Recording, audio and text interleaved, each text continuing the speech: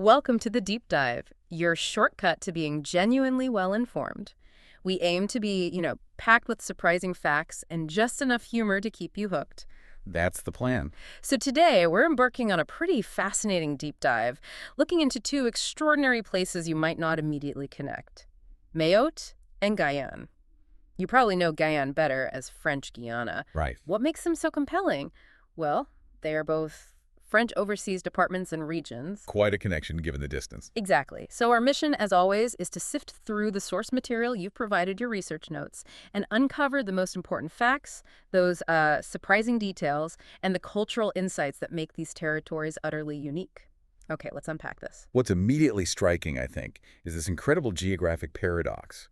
You've got one in the Indian Ocean, the other way over in South America. Thousands of miles apart. Thousands.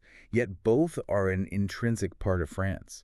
It really forces you to rethink what French territory actually means. Yeah, how does that identity even play out in such, well, profoundly different contexts? It's not just a detail. It's a fundamental question, really, about national identity today in the 21st century. Absolutely. It really challenges your assumptions. Yeah. So let's dive into Mayotte first. Okay. It's tucked away in the Indian Ocean, this island jewel, part of the Comoros archipelago, but crucially politically aligned with France.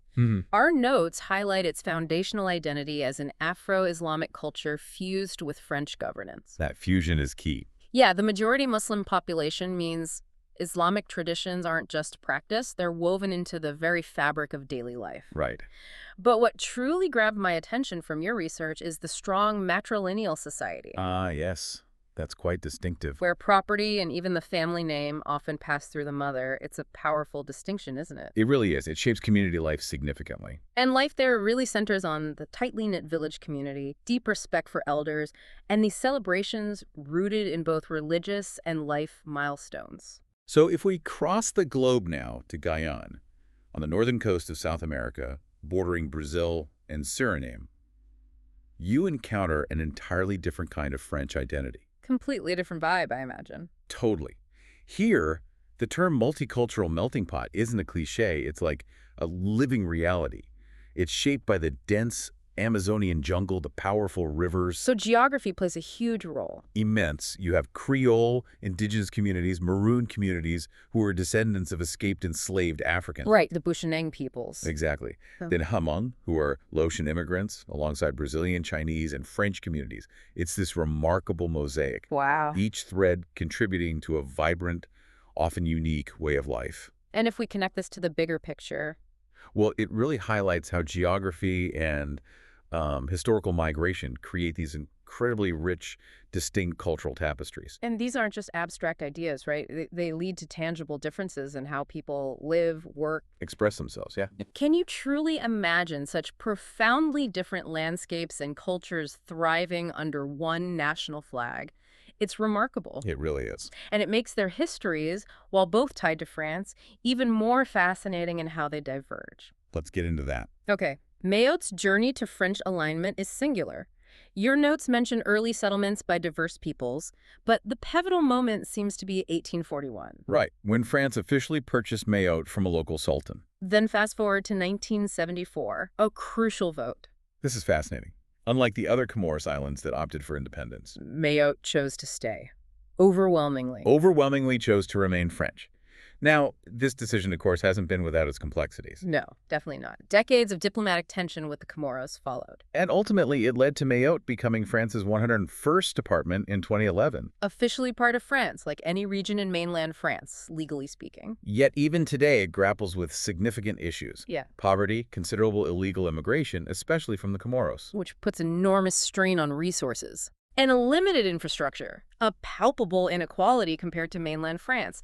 It's a complex reality for what is, legally French territory. And Guyane's history, in contrast, carries a very different and often darker historical weight. Yeah. Early French settlements from the 17th century, they often failed. Yeah. Disease, conflict. Not an easy start. Not at all. But what truly defines Guyane's past for many is its infamous 19th century role as a brutal penal colony, the Bon. Ah, Devil's Island. Exactly. Wow. They became synonymous with unimaginable hardship. Even Captain Alfred Dreyfus, wrongly accused, suffered imprisonment there. Such a notorious part of French history. It is. Slavery was abolished there in 1848, but the scars lingered. It officially became an overseas department in 1946, same time as Martinique and Guadeloupe. Okay. Yet even now, in the 21st century, we've seen significant protests over lingering inequality, the high cost of living, persistent infrastructure challenges. A constant push for better integration, maybe? Sure. Or recognition? Both, I think. It really raises this important question about the complex, often contradictory legacy of colonialism and self-determination. Right. Both regions, in their own ways, chose or were designated French. But for very different reasons, carrying very different historical burdens that continue to shape them today. What's undeniable, though, is how vibrantly these complex histories weave into their traditions and expressive cultures. It's like the past finds its voice there. Absolutely. In joy, sometimes in defiance, too. Let's delve into MOAT's popular traditions. Your notes detail Maulidi. Yes, celebrations for the Prophet Muhammad's birthday. But they're not just solemn religious events. They're vibrant community gatherings. Full of dancing, drumming. Rhythmic dancing, intricate drumming, communal sharing of stories. Very lively. And Maotian weddings described as a spectacle. Oh, they are. Elaborate multi-day affairs, stunning henna art, rich traditional attire, deep cultural significance. And perhaps the most intriguing is the grand marriage. Ah, the grand marriage. It's this incredibly prestigious and, frankly, quite costly rite of passage for Mahoran men. Costly. Very. It requires significant resources, years of planning sometimes. It's seen as a powerful symbol of adulthood and community respect. Oh. Makes you wonder about the ultimate cost of love there. Maybe. Or status, perhaps. Musically, Miaut hums with its own distinct sound, too. Magodro. That's the heartbeat of Mahoran festivities. Driving percussion, call-and-response vocals, instantly recognizable if you hear it. And de Bois. De Bois offers a unique insight into women's communal life. It's a choral, often religious, performance by women, characterized by synchronized movements and powerful voices. Really quite moving. So while maybe not globally famous, local radio and community celebrations are alive with these sounds. Definitely. Swahili-influenced island sounds, often blending with French pop crossovers, too. Which speaks to that fascinating dual identity again. Exactly. Now, in Guyane, the traditions don't just express, they sort of explode, especially during Carnival de Guyane. Right, the famous carnival. This isn't just a weekend party. It's an immersive experience, stretching from Epiphany all the way to Ash Wednesday. That's weeks. Weeks. It's famous for its vibrant parades, masked balls, and especially the iconic Tulu. Okay, tell me about the Tululu. Imagine a woman in elaborate sort of colonial-style dress, completely covered gloves, mask, veil, totally incognito. Right. And she chooses her male dance partners from the crowd who can't refuse, and she doesn't reveal her identity. It adds this incredible layer of mystery and playfulness. That sounds amazing, actually. A real power dynamic shift for the night. It is. Yeah. And Guyane's cultural memory also lives on in vital Maroon ceremonies, music, dance, spiritual ritual, and various indigenous festivals, showcasing deep regional traditions. So a really rich ceremonial life, too. Very much so. And musically, Guyane is equally dynamic. You have Kaseko, a traditional Creole genre. What's that like? It relies on drums, call and response, ancestral storytelling. It acts as a kind of living archive. Keeping history alive through music. Precisely.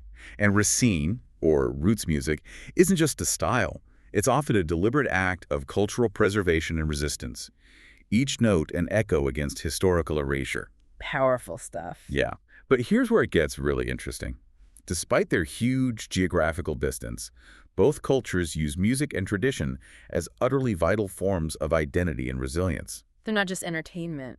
No, they're declarations of who they are, expressions of history, and maybe even blueprints for the future. And that resilience, that unique identity, it must be so apparent in the everyday, too, from what they eat, how they dress. Absolutely. Even the way they speak. Let's talk about Mayotte cuisine first. Your notes describe it as a fantastic fusion. East African, Malagasy, Arab, French influences, creating a flavor profile you won't find anywhere else. Staples are rice, plantains, cassava, breadfruit, paired with spiced meats or fish. Yes, and your notes specifically mention mataba. Right. Cassava leaves slow-cooked with creamy coconut milk. That sounds incredibly comforting. It is.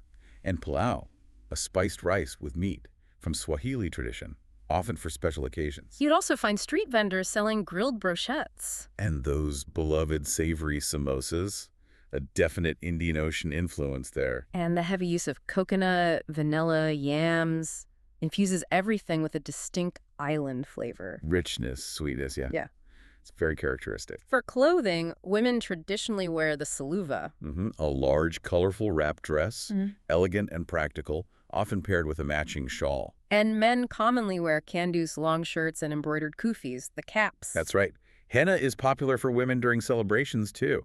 And gold jewelry isn't just adornment. It's often a symbol of status.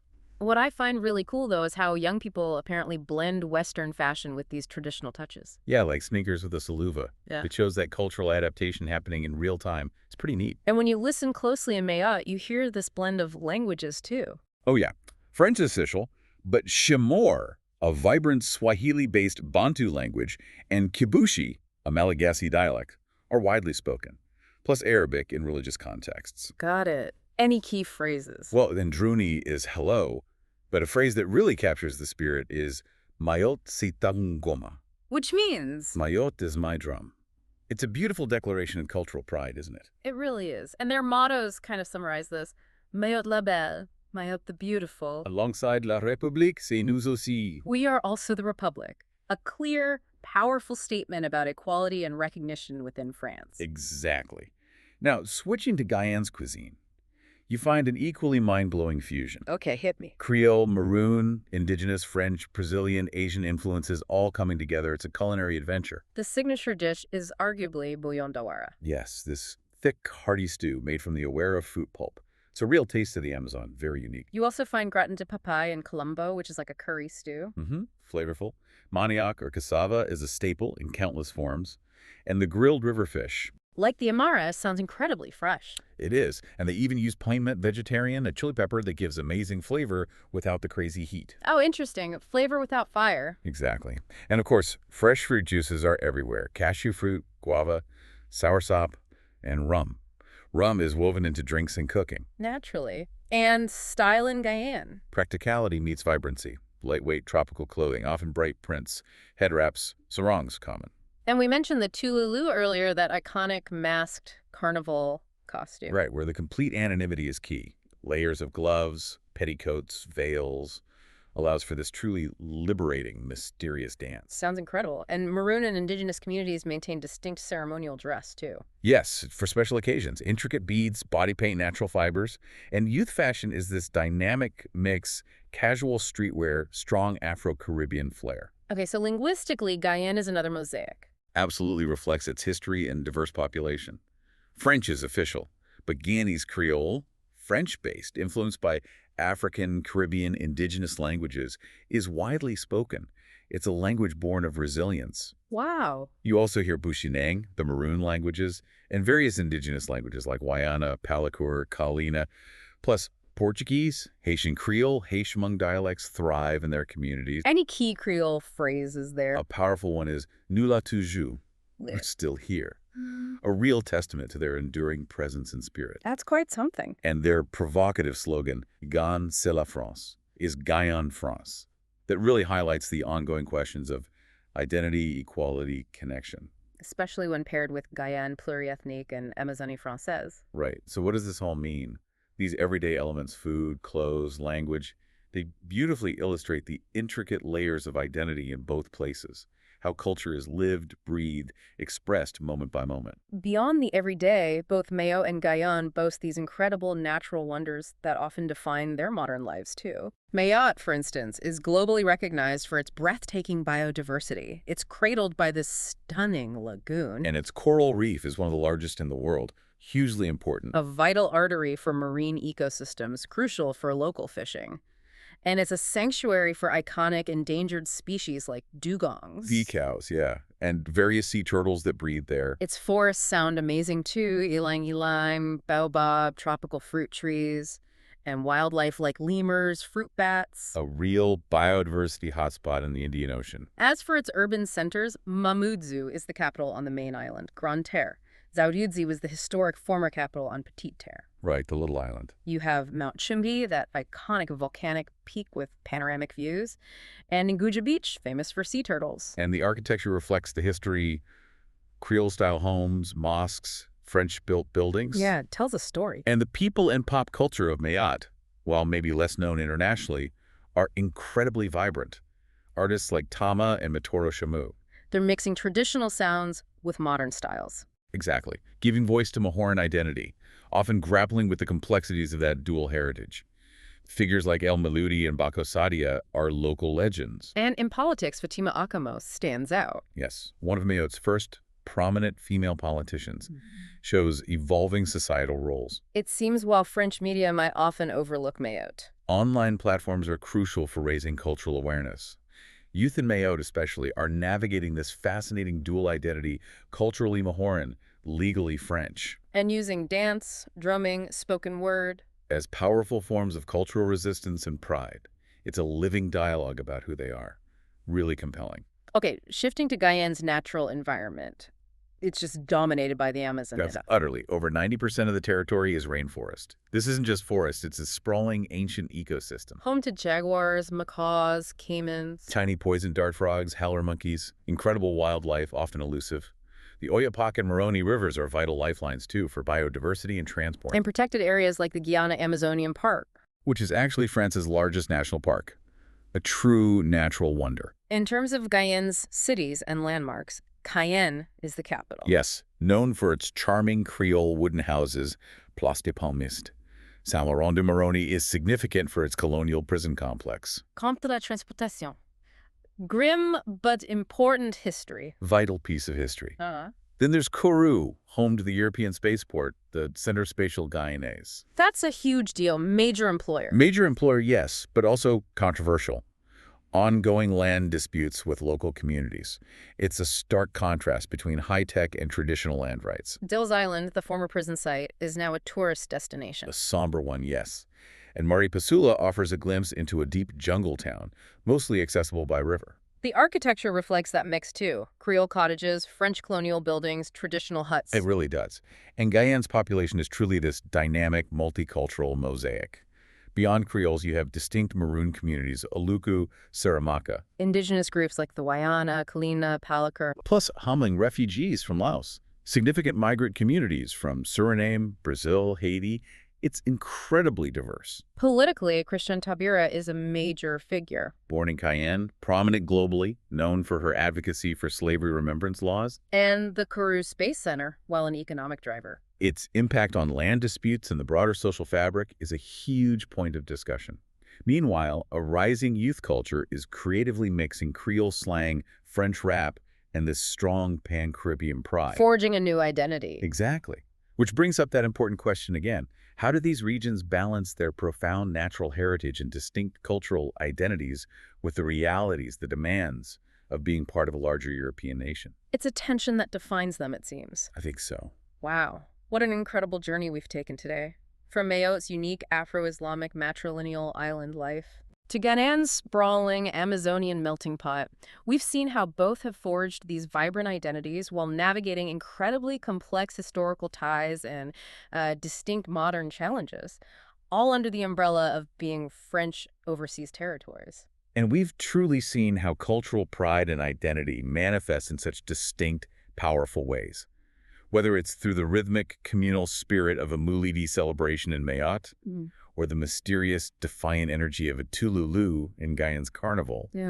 Understanding these nuances is key, really, to grasping what French means today, how that identity is constantly being shaped, reshaped. It makes you reflect on the very idea of national identity itself, doesn't it? It does. What does it truly mean to be part of a nation when your reality is so geographically and culturally distinct? How do people assert their unique cultural drumbeats, their gungoma? While simultaneously declaring La République c'est nous aussi, we are also the Republic. It's a dynamic tension, isn't it? It absolutely is. So as you go about your day, maybe consider how these overseas stories, with their ongoing struggles for recognition, for equality, for self-determination, how they might offer a much deeper, more intricate understanding of the diverse and ever-evolving meaning of Frenchness in the 21st century.